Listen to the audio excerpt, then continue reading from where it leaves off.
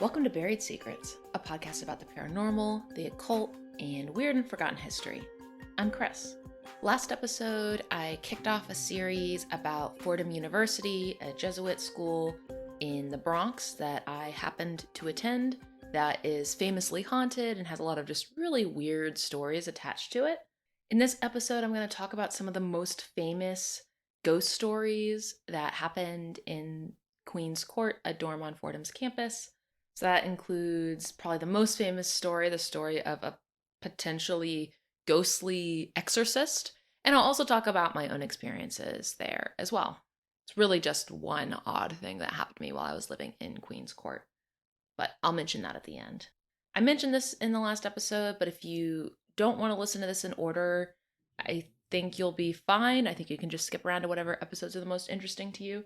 So with that in mind, in case you're diving in here, last time I started talking about Queen's Court, and the dorm is made up of 3 halls. St. John's Hall is the oldest hall of Queen's Court, and that's what I talked about last time. It was built in the 1840s. So I talked about St. John's Hall, I talked about the university's history in general, I talked a little bit about the university church, which may or may not have inspired Edgar Allan Poe to write his poem, The Bells.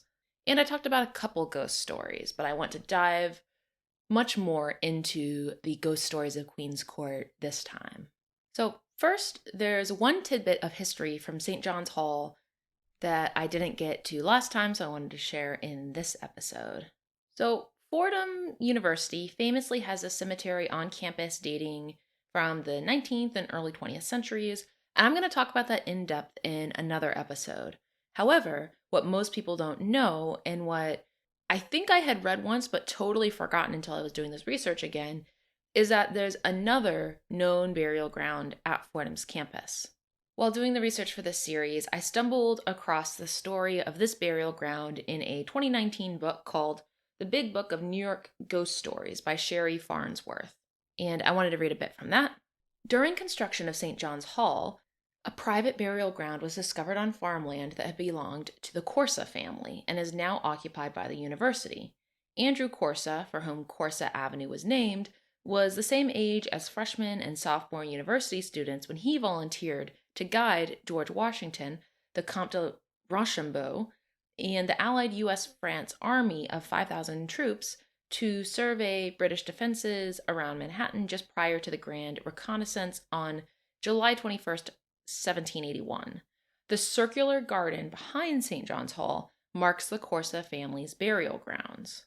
I was really surprised to find this mention of this burial ground. I think just because I had completely forgotten it existed. I definitely read the 1891 book, A History of St. John's College, Fordham, New York, while I was in college, and that book mentions this burial ground, but I guess I just completely forgot this little tidbit. So after reading the bit in the Big Book of New York Ghost Stories, I pulled out one of my favorite reference books, which is The Graveyard Shift, A Family Historian's Guide to New York City Cemeteries by Carolee Inskeep, which was published in the year 2000. And sure enough, there was an entry on the Corsa family burial ground. There's very little information about the cemetery, and I think that Sherry Farnsworth got her information from the Graveyard Shift because it's pretty much the same info. The only additional info that I found in the Graveyard Shift was that the cemetery was discovered in the 1840s when they were building St. John's Hall.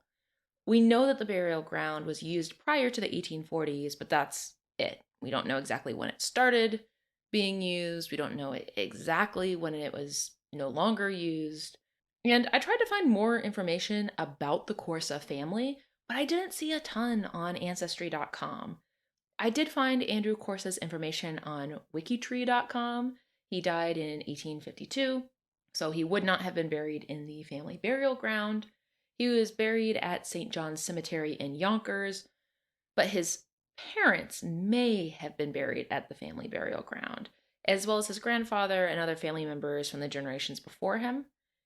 Interestingly, Andrew Corsa's father, Isaac, was apparently a loyalist who had to relocate to Nova Scotia after the Revolutionary War, but it sounds like at some point before his death, he likely returned to New York. It's just interesting to me that the father was a loyalist and his son volunteered to help George Washington's forces. but that's basically what I was able to find out about the Corsa family. Here's what the 1891 book, A History of St. John's College, Fordham, New York, says. Another tradition of Revolutionary days, but one which lacks the color of probability, is that concerning the skeletons which were discovered in a mound at the rear of the old seminary. They were immediately pronounced the bones of soldiers who had fallen in some of the numerous skirmishes that took place in that vicinity during the Revolutionary War. But there's nothing to confirm that belief. On the contrary, all the evidence in that case tends to contradict any such opinion. The skeletons were buried at regular intervals and in regular order, which would hardly be the case with those dying on a battlefield. There were no tokens in the way of brass buttons, buckles, sabers, and the like, such as would, in all probability, be found in the graves of soldiers. And finally, at the time the bones were discovered, a Mr. Corsa, who lived in the neighborhood, stated, it is said, that the place had been used in former years as a burying ground. So, when looking at the hauntings of Queen's Court and St. John's Hall, I think it's worth noting that, yeah, it's close to the official university cemetery, but it's also basically on top of a very old family burial ground that has just been sort of forgotten. And I tried to find out what happened to the bones. Like, did they leave the bodies there? Did they take them out, etc.? It's not clear to me. So, for all we know, the bodies could still be under there or they could have been moved. But just knowing that literally the graves were disturbed while the foundations of Queen's Court were being laid, I think that's just important to keep in mind when thinking about, like, okay, why does this building have such a long haunted history? So that's St. John's Hall. The two additional wings of Queen's Court, Bishop's Hall and Roberts Hall, were built about 100 years after St. John's Hall in 1940. When those wings were built, they changed the name of the building to Our Lady's Court, and then later it was called Queen's Court, which is what it's still called today.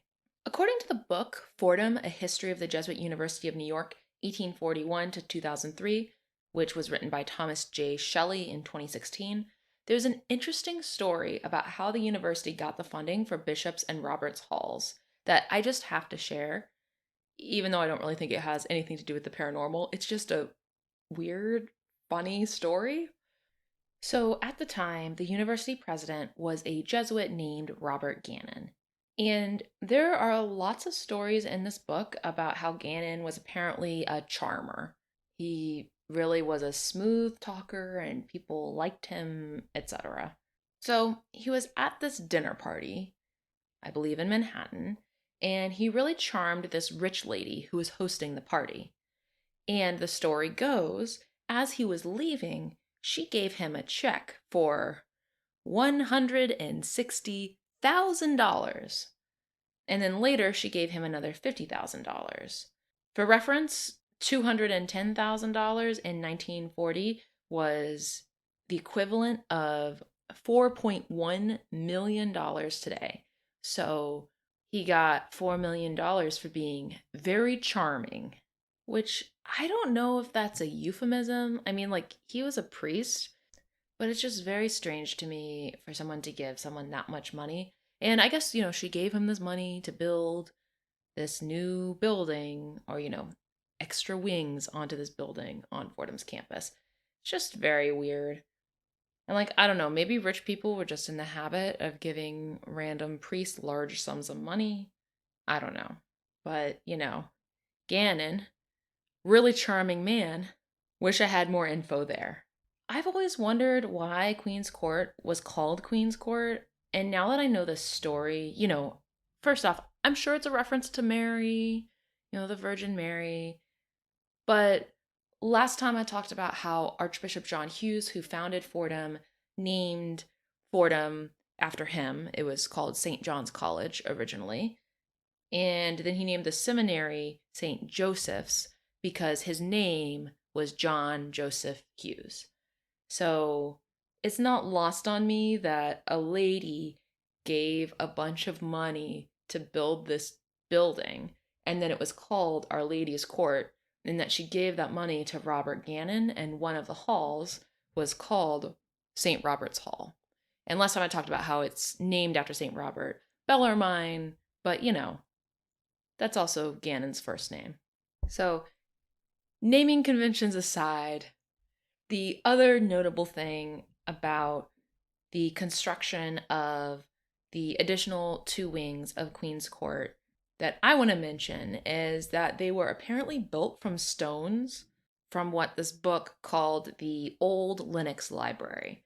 So I looked up the Lenox Library, which was a fancy private library that ended up becoming one of the first branches of the New York Public Library when that was formed. It was in the Upper East Side, and it stood where the Frick Museum is now at 5th Avenue and 70th Street. It was torn down in 1912, and then Henry Clay Frick built his mansion in that location.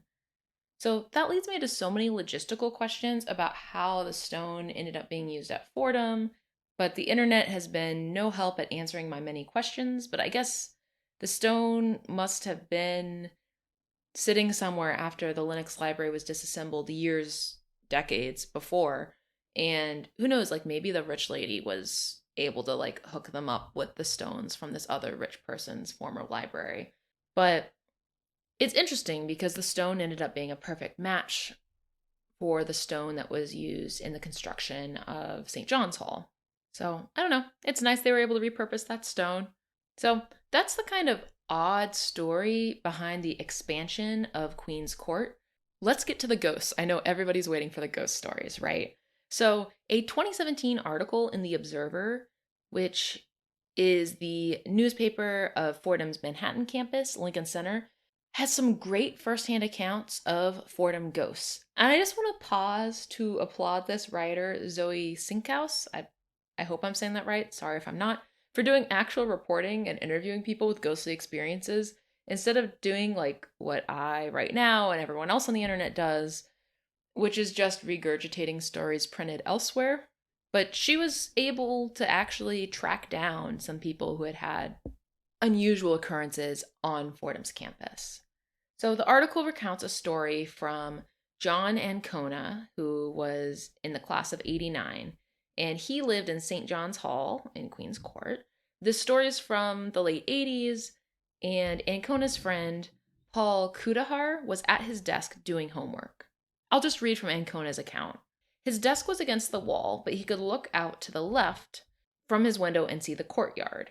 It was around 10:30 to 11:30 p.m. He looked out the window and saw this guy in a cape walking toward the statue in the center of the court. He had a candle extinguisher. He was walking toward the statue as if to extinguish the light. However, the light was electric, so that was just weird. Kudahar went to the window and he watched what was going on with this strange figure. And about 10 minutes later, his roommate walked in and he found Kudahar very freaked out. And Kudahar basically just kept saying no legs over and over while pointing out the window. Eventually, he was calm enough to say that when he looked out the window, he saw that the figure with the candle extinguisher had no legs. So to quote Ancona, he floated to the middle of the court, then floated out of the courtyard. Bizarre. So I don't have a lot of commentary on this story aside from just saying like, oh, that's really interesting. But I wonder if this could be the groundskeeper ghost that I mentioned last week that had come up in some articles in the RAM, which is the Rose Hill or Bronx campus's student newspaper. I think it totally could have been this groundskeeper ghost, because it seems like the kind of thing a groundskeeper would do, right? So to move on to some other stories, in the October 31st, 1999 issue of the RAM, there are stories about possible poltergeist activity in Queen's Court. And before I get to that, I want to talk about the definition of poltergeist activity, because there are a few different ways to define it. When I use the term, I mean a mischievous ghost or spirit that makes noise, moves things around, and generally causes annoying but mainly harmless household disruption. However, some paranormal investigators say that a poltergeist needs to have a certain person, usually a young person going through puberty, especially a young girl, who the activity is sort of associated with and spurred on by. But that's not the definition I'm using here. You know, there's a lot of ideas about poltergeist kind of like feeding on the energy of like a distressed young person and having it be focused around a person. But those stories about poltergeists are kind of based on this idea that they're occurring in a household where there's a nuclear family with parents and children, not that we're looking at a building where a bunch of potentially unstable college students are all living together and having a lot of emotions and feelings.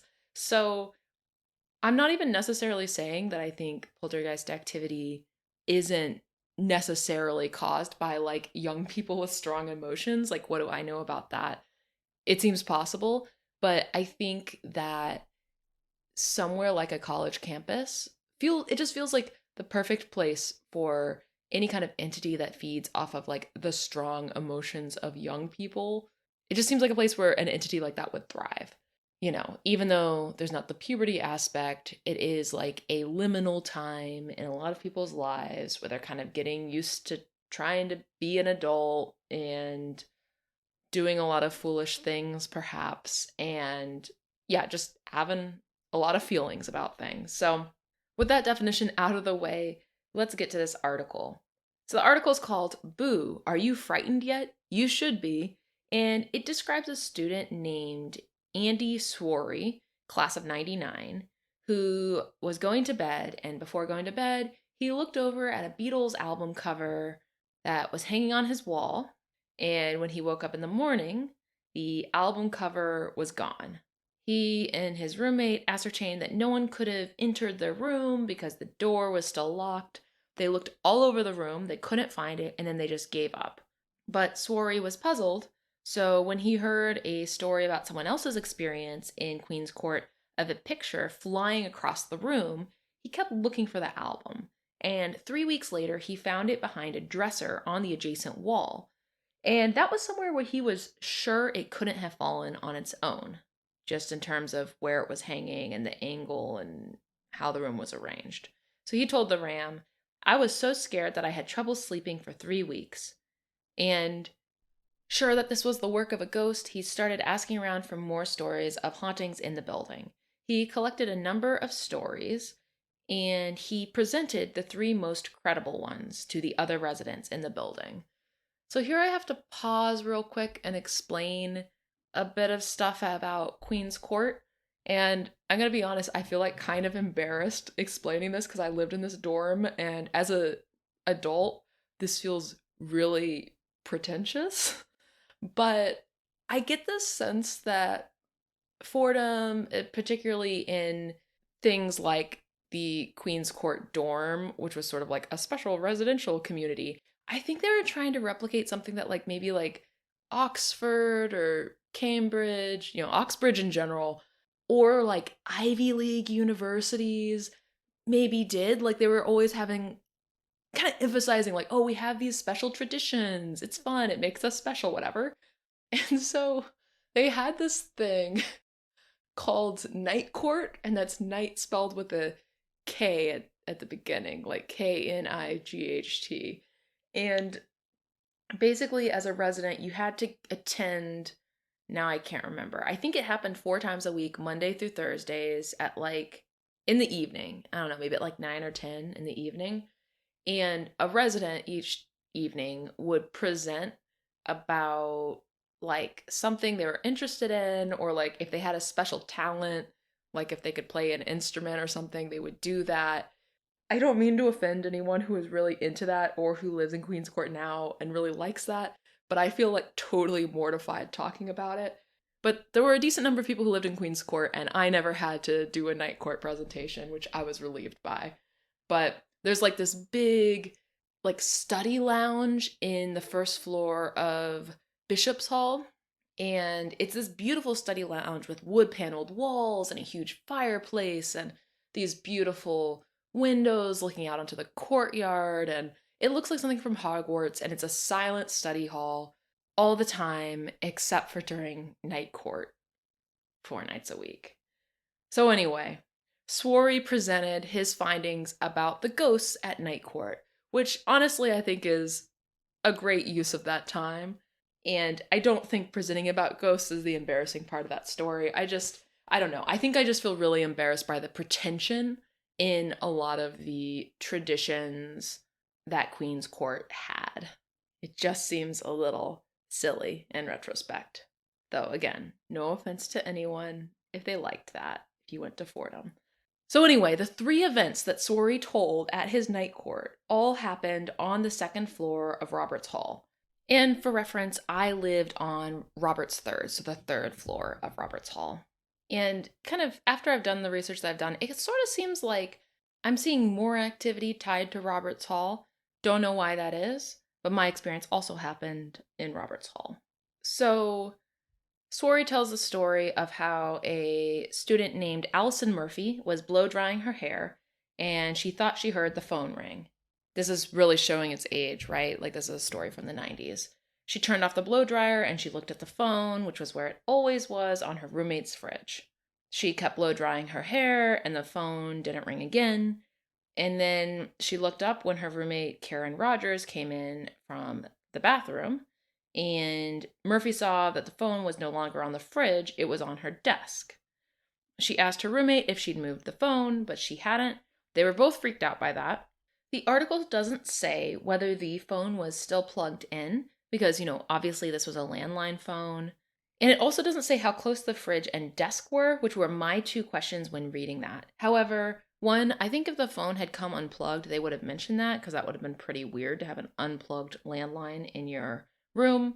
And also, I feel like even if the fridge and desk were close together, if a phone fell, like a landline phone, which often that would be there'd be like a little cradle kind of for the phone, and the phone would sit in that. So if it fell over, it seems like the phone would have fallen out of the cradle thing, the phone holder.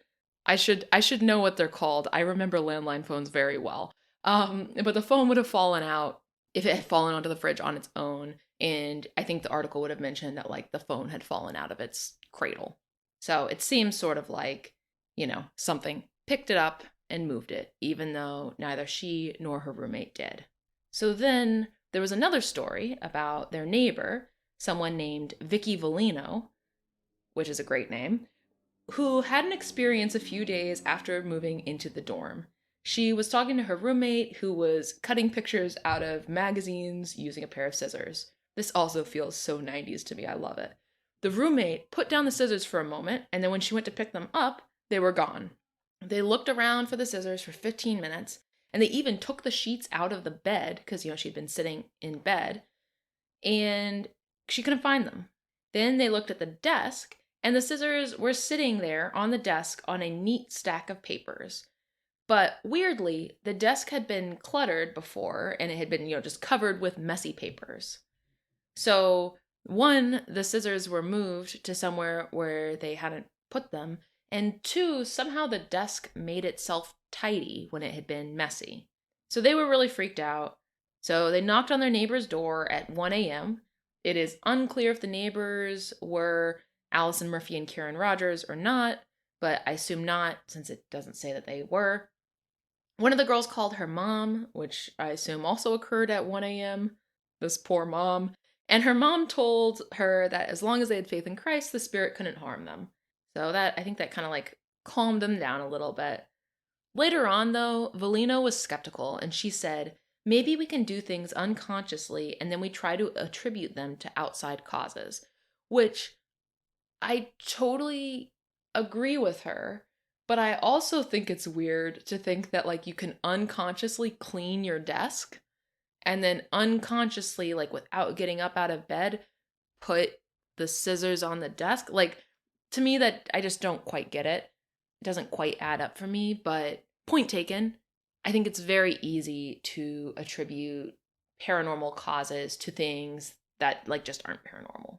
So down the hall, still on Robert's 2nd, students named Susan Hothersall and Sarah Hunt had an incident where they locked their door, turned off their stereo, and went to bed. And sometime during the night, the stereo turned itself back on and started playing a, quote, strange CD, which had not been in their stereo at all the previous day. Not sure what strange CD means, but I guess that's just like a flourish from the writer. It seems to be a CD they owned. I don't think it was like a CD that they didn't know where it came from or where it had like some kind of weird message. But it was a CD they had not played that day, and the CD they had played right before going to bed was back in its case on the rack. And again, let's just take a moment to enjoy how 90s this story is. CD racks, remember those? Stereos? Man. So Swery also told other more minor stories that had happened at Queen's Court. To read a bit from the article, residents blamed ghosts for unlocked doors, switched off fans, and missing jewelry that later resurfaced in odd places. Students also reported footsteps and strange noises coming from St. John's Hall, which was closed for renovation. St. John's Hall had been, is the oldest part of the building, is built in the 1840s. I don't know exactly what was being renovated there, but I do know, I found one article from the RAM from September 4th, 1983, that mentioned that there was a ceiling collapse in John's that forced an evacuation. So it seems like it had been falling apart for a while and just needed a refresh. It was, after all, the oldest dorm on campus. So those incidents had happened in 95, and in 96, Swery returned to Queen's Court to talk at Fright Court. So I mentioned Night Court before. Fright Court, which I find much more endearing, of course, is the Halloween version of Night Court, in which people tell ghost stories. And there, while at the event, he collected one news story from Megan and Susan Murphy, class of 2000, who I assume must have been twins, who said that they had lost a magazine while moving into their room on John's 2nd. They couldn't find it, they went to dinner, and when they returned, it was sitting in the middle of the floor where they could not have missed it. Swery said of his thoughts about the potential Queen's Court haunting, he said, "My theory is that if there were a ghost, it came as if an introduction to say, 'Beware of me, you are not alone.'" And I kind of like that interpretation, this idea that there's this kind of mischievous spirit who's kind of just saying hello to new residents. And it does kind of feel like a lot of the stories are kind of occur around the beginning of the school year. So I do think there's potentially something that Swery is onto. This idea of a ghost greeting committee I find very fun and, seems possible. And part of the reason why I say that is because it's now time for us to talk about the most famous Queen's Court haunting. It's a story that's been retold in several books. There's a book called Haunted Halls, Ghost Lore of American College Campuses by Elizabeth Tucker, which was published in 2007. The story also appears in that book I mentioned earlier, The Big Book of New York Ghost Stories by Sherry Farnsworth. But the story goes like this. During summer 2003, before the students had moved in, 5 RAs, resident assistants, who, I guess for people who live outside of the US, RAs are students, upperclassmen who live in freshman dorms, and usually there's one per hall, and they're responsible for those halls, and they're a resource for students. They get the hall ready for students to move in, etc. So anyway, 5 RAs and 1 residence hall director moved into Queen's Court early to prep for students' arrival. They had to fill out condition reports for rooms and get them prepped for the new students to move in. But a strange thing was happening on the first floor of Roberts. In one particular room, the mattresses kept ending up propped upright against the walls, even though the RA for the hall kept laying them back down every time he passed the room. So he thought that somebody was probably pranking him, so he started locking the door every time he put the mattresses back down to make sure no one could get in, but it didn't do any good. So one night around 2:30 a.m., someone knocked on the RA's door. He opened the door and he saw that his visitor was a priest. There are a lot of priests who live on Fordham's campus, there's priests who live in dorms, etc. It's not, so anyone visiting your room around 2:30 a.m., it's kind of late, but college campuses, there's the hours there are late, right? But this priest knocks on his door, and according to the Fordham Library website, which recounts this story, the priest said, "Someone must have been praying pretty loudly if they got me up at this hour. Sorry about that, it normally stays at the other end of the hall, but it must have gotten out. Don't worry, I took care of it." So very cryptic and mysterious thing for someone to say after they show up at your door at 2:30 a.m. The library continues the story saying, "For the rest of the summer, the mattresses stayed in their proper places. The RA later tried to seek out the Jesuit, but when he described the elderly man who visited him in the night, he was told that the only Jesuit bearing that description had died 10 years earlier." As I continue talking about Fordham ghost stories, you'll find that this is a pretty common trope on Fordham's campus. Like, someone has a conversation with a Jesuit, usually who has helped him out in some way, or had some kind of pleasant interaction with him. And I say him because I think I can only think of stories where that's happened to male students. And then, the student will talk to somebody who knows the Jesuits on campus, and that person will say, "That person's been dead for 10 years or X number of years." And I say this not to say, like, I say this kind of laughingly, not because, like, I necessarily think it's not true. It seems as plausible as anything paranormal to me, but it's just, like, interesting, and it's also, like, kind of funny how often it happens. But just because there's a lot of reports of it, I don't think that means it's false. But before I continue this story, I just want to pause, and what I think is perhaps the most important part of the story that I don't feel like people dwell on, and I feel like it just gets breezed over because there's, like, the punchline of, like, oh, then they've been dead for 10 years, whatever. Okay, so this priest says someone's been praying really loudly to summon this ghost priest who says basically, like, oh, don't worry, I've gotten rid of this thing. And I kind of, like, tend to call this person the exorcist priest or the ghost exorcist, right? Like, he seems to sort of exorcise this demon or whatever this thing is. He seems to be referring to something that is not a human, right? Like, not the spirit of a human. He refers to this entity as it. And to me, for whatever reason, my brain goes straight to demon. Maybe it's because I was raised Catholic, etc. But he sort of exorcises this entity. But he doesn't say, "Oh, don't worry, it's gone back to where it came from. I've gotten it out of the building." No, he says, "It normally stays at the other end of the hall, but it must have gotten out." So then he put it back to wherever it came from, not in whatever sphere these sorts of entities exist in. No, on the other side of the hall is what it sounds like. So, like, for me, I have a lot of questions here, right? Like, I can't remember now if the first floor of Roberts Hall had, like, a hall closet or something, but I know the third floor didn't. There was a bathroom, there was the RA's room, and then there were a bunch of rooms for students. There wasn't, like, a random utility closet or something. Maybe there was one on the first floor. I didn't go down there very often. But I have some questions. Like, are we just supposed to be like, oh, that's fine, there's just one room that's haunted? And if so, is it a room that someone lives in? And if so, why aren't there more stories about this room that this entity lives in? I don't know. If anyone's listening who went to Fordham, in particular, who, like, lived in that hall, I would love to hear your theories. And I would love to hear if, like, is there some kind of hall closet or something on the first floor of Roberts that I've just totally forgotten that perhaps this entity could reside in? I don't know. It's just such a fun and weird story, but it's not a complete story, because as someone who lived there, my question is, well, where is it now? If it hasn't gone back to where it came from, it's just gone back to its home across the hall. Where is it? Is it gonna get back out, etc.?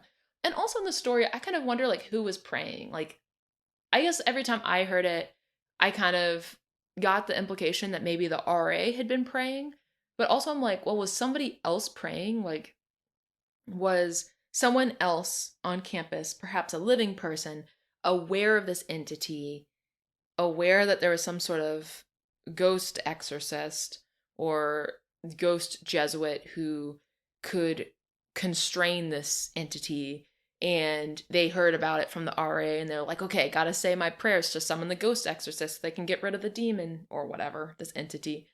I don't know. I have a lot of questions. But this whole story implies that there's some sort of entity that resides in Queen's Court that is guarded by the ghost of a Jesuit. So depending on who you are, that's either very comforting or not comforting at all. I just think it's interesting. While I was researching this, I did find some additional information about this story that I had not seen elsewhere. So I found this on just a random website called belishenlee.blogspot.com.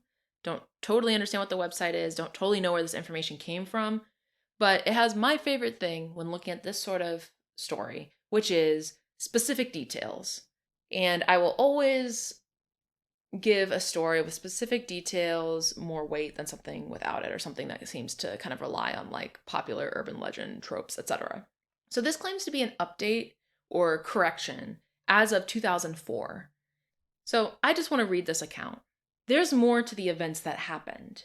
In early November 2003, when the hall was full of 20-some residents, all of the lighting, main and emergency, suddenly went out one night. The lights were out inexplicably for almost the entire day. By the time night fell, the floor was pitch black. During the day, the fire alarm lights flashed several times, but only in the Roberts First hallway, nowhere else in the building. The creepiest part was that night when the two residents who live in the room that had the problem with the mattresses flipping earlier in the summer got locked in. The second roommate had come in and didn't even shut the door all the way. Suddenly, it was shut and locked, and they couldn't open it up. Nobody could get the door open. Finally, locksmiths had to be brought in the middle of the night, keep in mind, to climb in through the windows and literally take the door apart until it suddenly fell off its hinges. So that's a weird part of that story. Of course, like any ghost story, it could be made up, but like I said, it has a lot of specific details. Of course, a door suddenly seizing up overnight and not opening isn't something that has to be paranormal. Like actually in the last building that I lived in Astoria, back in 2019, right after the building next to ours burned down, luckily our building was not that damaged in the fire, but this was like a month or a couple weeks after. One morning we like wake up and our door to our apartment won't open at all. And of course I was freaking out because the memory of the fire next door was very recent, and I was like, what if there's a fire and we're trapped in here, etc. And we were on the second floor and there was no like fire escape or anything. It was a small building, and small buildings don't have to have fire escapes. So literally, like, I tried to take apart the door handle. It wasn't possible. Our landlord had to climb in through the window through a ladder, and I had to help him take apart the whole door, and I spent like hours trying to like replace this lock with him. But yeah, we were trapped in our apartment for hours, and I don't think that had anything to do with the paranormal. But I will say it was May and it was really, really hot and humid. And also the door had been a little bit finicky for a few weeks. But we thought that like it was possible that when the fire department came into our building, they may have damaged our door. Because shortly after the fire, basically right after the fire, is when we started noticing like the locking mechanism on our door was a little weird. So I think something that the fire department did when they broke into our apartment to like prevent the apartment from catching fire and burning, I think they may have done something to the door, and that's why after a few weeks it failed. So all of this to say, it's not impossible that a door can seemingly randomly stop working. However, in my story, it's like, well, it was hot and humid. I feel like that kind of like makes doors swell and mechanisms get kind of funky. But most importantly, like the fire department had come into our building and our apartment, and they may have accidentally damaged the door, and after a few weeks it broke. That's totally different from being in a room where there was reported paranormal activity. There's an unusual electrical occurrence in the hallway, and then your specific room, without apparently notice, suddenly the door stops working. And also, like, I mentioned this just because I mentioned, there was this problem with the lights / electrical stuff. The doors in Fordham, at least when I went there, all of them were like traditional locks. There weren't like key cards or anything to get into doors. So it's not like electrical stuff would have any effect on doors. Like if the power went out, your door would still open and close fine, etc. I don't totally know how that works with key cards, but I mentioned that just in case someone's thinking like, oh, it's a weird thing with the key card. Because it was definitely just a regular brass key that they were using to lock and unlock their door. So now we come to the experience that I had at Queen's Court. It's not the most dramatic story, but it's a puzzler. And as I was just talking about this last story, I have some additional theories that I didn't have before about this and that I didn't write down. So get ready for me to ramble some after I tell you this story. So, when I was a freshman, like I mentioned, I lived on the third floor of Roberts Hall, and also, like I mentioned, Queen's Court has a really fancy Hogwarts looking study hall on the first floor of Bishop's, but I did not like to study there at night after I had already showered. Like, usually I would study some, then take a shower, and if I still needed to study more, I did not want to go into the main study hall where I would see everybody in the dorm because I was young and vain, and I didn't like to encounter people in my pajamas with my hair wet, not wearing makeup. I also couldn't really study in my room because my roommate went to bed really early and was a light sleeper. So, in those situations, I had kind of two options. I could either sit in the hallway right outside my door, but that was kind of awkward because people were always walking there and they'd have to like step over your legs, and it wasn't that wide of a hallway, and it just kind of felt weird. Or I could do what I tended to do, which was go sit in the stairwell and study there. So I lived on the third floor. That was the top floor of the building. There was a stairwell that went up from the first floor all the way up to the roof. And this was an interior stairwell positioned between where Roberts and Bishop Halls meet. So it was at the end of the hall. And it led up to a door that went to the roof, which was a alarmed emergency exit, like a fire door. It's worth noting here that alarmed emergency exit doors are very, very heavy because you don't want to risk a gust of wind opening it and waking up the whole building with the alarm, etc. If I'm remembering the geography of these stairs correctly through the mist of time, there was a landing in the middle of the stairs, halfway, between the roof and the third floor, and I would sit halfway between the landing and the third floor. I wanted to be high enough so that people walking by may or may not see me and ideally wouldn't try to talk to me because it's just kind of weird to study in a stairwell, especially when there's a perfectly nice study lounge downstairs. And I wouldn't go up too high because there wasn't a light at the top of the stairs. So the higher up the stairs you went, the more shrouded in darkness you were. And if I went up too high, then I couldn't see to read. So I was like very delicately balancing the amount that I wanted to be shrouded in shadows. So that like maybe someone would notice me, maybe not, but like hopefully they wouldn't. They would see that I was busy and studying, but I wouldn't be so high up that I couldn't see anything. So one week there was a weird thing where the alarms, on the doors to the roof had briefly stopped working. This was a big deal because people were able to go up to the roof and take pictures and stuff and hang out there. And a lot of people were going up there and they really weren't supposed to. The roof was very, very off limits. And everyone was talking about how like, oh man, you can go up to the roof right now. I didn't because as I've perhaps mentioned in other episodes, I'm very cautious. I'm a somewhat risk-averse person. And to be honest, I regret not going up on that roof. I'm sure it would have been cool.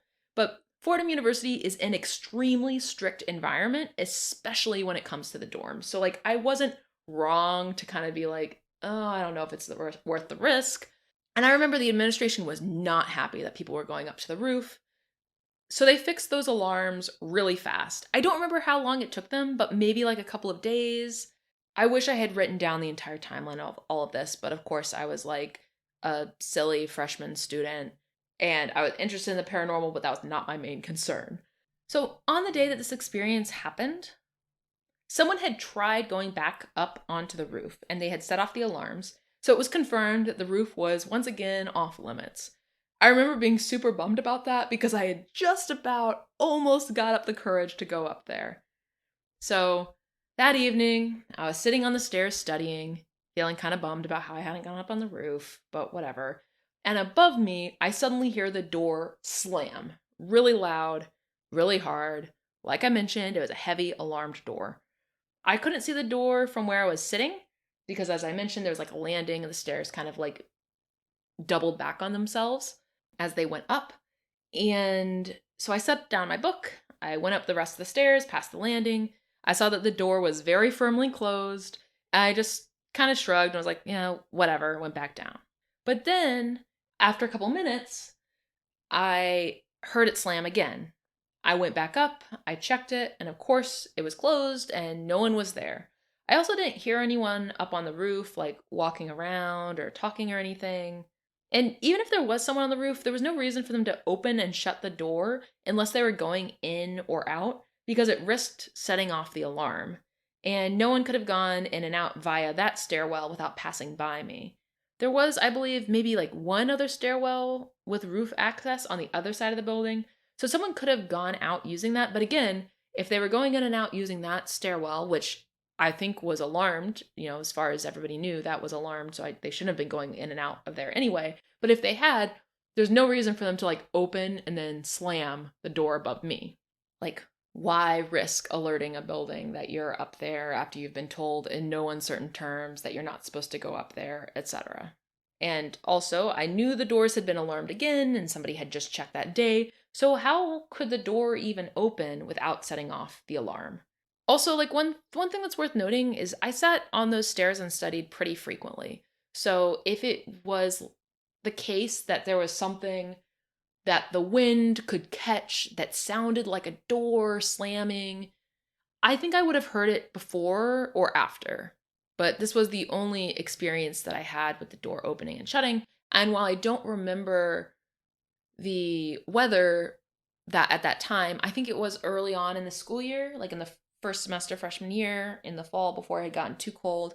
I definitely know it wasn't like a particularly windy day or anything. I would have remembered that. But so I kept studying, and it happened a few more times with the door above me distinctly slamming. And then I would go up, I would check, I'd see that everything looked normal. I thought of sitting on the landing so I could watch the door out of the corner of my eye, but it was, or like at least sitting further up on the stairs. But it was way too dark up there by the door, and I wouldn't have been able to read in the dim light. So after a while, I remember just being creeped out. I wasn't really able to focus on what I was studying, and I just finished up what I was reading, and I just went to bed. While I know I studied in that stairwell probably like a couple times after that, I do know that not too long after that, I kind of switched my studying habits, and I never had another incident like that where I was like walking by the stairwell or studying in the stairwell and then heard like a banging or a slam from up above. Just never happened again, even though I walked by that stairwell all the time. That was the only way to get, in and out of my hall. So it's a little thing, right? Like it's not super dramatic, but it's just weird. So what do I think happened? To me, over the years, I've always kind of put it in the same box as some of that poltergeist type activity that other people have witnessed at Queen's Court. I'm inclined to think that I experienced something paranormal, but with all things paranormal, there's not really a way for me to prove it. Like, maybe you could say that there was some other explanation for it. I can't think of one, but, maybe you can think of one. So, do I think the door was really slamming, or do I think it was just a noise that sounded like a door slamming? I actually don't know. It's too long ago now for me to remember if there had been a draft before I heard each slam, like a draft as if someone opened the door and then closed it again. And I was really trying to concentrate on studying rather than like studying the circumstances of this phenomena. I think I was like reading a Spanish textbook or something. So, or ancient philosophy, something that like I was really having trouble focusing on anyway and was like really trying to pay attention to and really didn't want to. So I don't remember whether there was a draft or not. But I kind of now that I've talked through all the other stuff with Queen's Court, especially with the ghost exorcist, as I was saying all of that in this episode, I kind of got another theory, which is like kind of a long shot. I have nothing to support it, but the stairwell is at the end of Roberts. It's at the end of the hall. It's, Roberts is like the southernmost, I think, if I'm remembering right, southernmost wing of Queen's Court. It's directly opposite from St. John's Hall. The only way to get in and out of Roberts Hall is, you walk by that staircase. You could say that, the stairwell is at the end of the hall. And so there's the stairwell, then the bathroom, and then everybody's rooms on all 3 floors of Roberts. And as I'm thinking about it, if the ghost exorcist said, oh, this thing usually stays down the hall, or wait, I just checked the exact phrasing. Supposedly he said it stays, quote, at the other end of the hall. I obviously don't know what room in Robert's first the mattress flipping happened in, but it wouldn't be, I think, totally out of line to say, well, probably if there's a weird entity that lives somewhere in this hall of Queen's Court that bothers people but not too much and it's trapped somewhere, probably it's not trapped in a student's bedroom because things would happen in that bedroom, right? Like something weird would happen. So what if the bedroom where the mattress flipping happened was at the far end of the hall, away from the staircase? And what if this entity tends to stay within the staircase, like around the staircase? That would make a little bit more sense as a place to like park an entity versus like someone's bedroom where they're there all the time. But people pass through stairwells pretty quickly. They don't just sit in a stairwell unless they're yours truly. But, if there's a little bit of disruption in a staircase or whatever, it might go unnoticed. Maybe, this entity couldn't do much harm in a place where there's like no pictures to throw, no. I mean, you could trip people, I guess. Like, there could be something dangerous. If this was like a malevolent entity, it could potentially harm people. But, maybe there's just something mischievous and weird going on there. And like I said, this is a very thin explanation. I'm not even sure that I believe it as an explanation from my experience. But say there's this entity that the exorcist ghost has bound to this staircase. It's at the other end of the hall, etc. One thing that kind of stuck out to me with the update from 2004 to this story talks about how in November 2003, the main lighting and the emergency lighting went out, and the fire alarm lights flashed several times, but only in Robert's first, nowhere else in the building. So that to me suggests that perhaps this entity got out of wherever it was held in again and was, making a fuss, like causing a commotion and, turning out the lights, making the fire alarm lights flash, locking up the room that they for some reason seemed to like and had gone to in the summer. Like that that seems like something that could happen, right? But the idea of the fire alarm lights flashing kind of like rang a bell in my brain. And I just think it's interesting that like I had an experience with like the alarmed fire door, and it seemed that something was potentially manipulating it, potentially through like paranormal means, because like the alarm wasn't going off. It seemed like the door was slamming. There was no reason for it to be slamming and no reason for the alarm not to go off.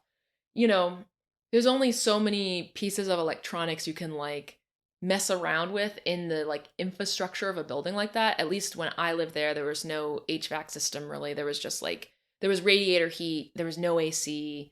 At the time, there wasn't even like window units, etc. I mean, people had computers and stuff, but if you were some sort of entity that maybe was trying to manipulate your environment in this building you're tied to, the main electronic system that's like built into that building, at least at the time, would have been the alarms to the doors and the fire alarm system and the lights.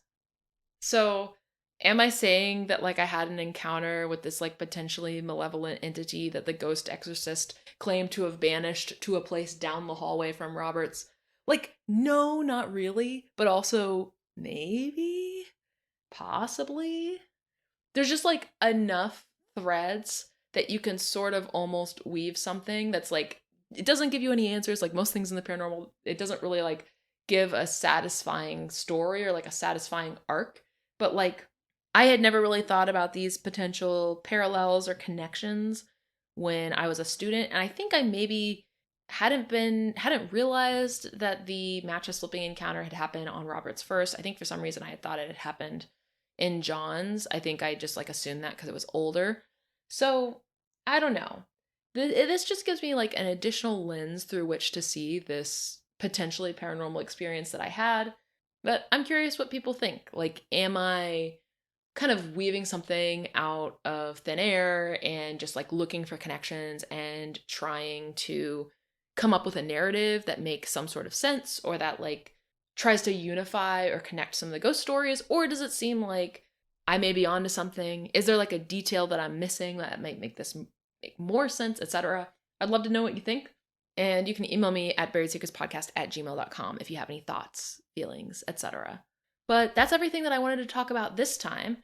Next time, I think I'm probably going to talk about a dorm on campus called Hughes Hall, where part of The Exorcist was filmed. I lived there for 2 summers. It was a really weird building. Had some weird stuff happen to me, though I wouldn't say that it was like paranormal, but it was just a really weird place to live. And there are some interesting ghost stories associated with it. So that'll be next time. In the meantime, you can follow me on Instagram at buriedsecretspodcast. I've been trying to like post some pictures of Fordham, like historical pictures of Fordham. You can check out the show notes with all the sources and stuff for this series at buriedsecretspodcast.com. I'm also trying to include pictures of the buildings I'm talking about, etc. If you went to Fordham and had weird experiences there, I would love to hear about them. So I said this last time, I'll say it again. If you have cool, weird Fordham ghost stories, please email me at buriedsecretspodcast@gmail.com, or you can Instagram message me at buriedsecretspodcast. If you liked this episode, please rate and review the podcast. Please tell your friends about it. That really helps other people find out about the podcast.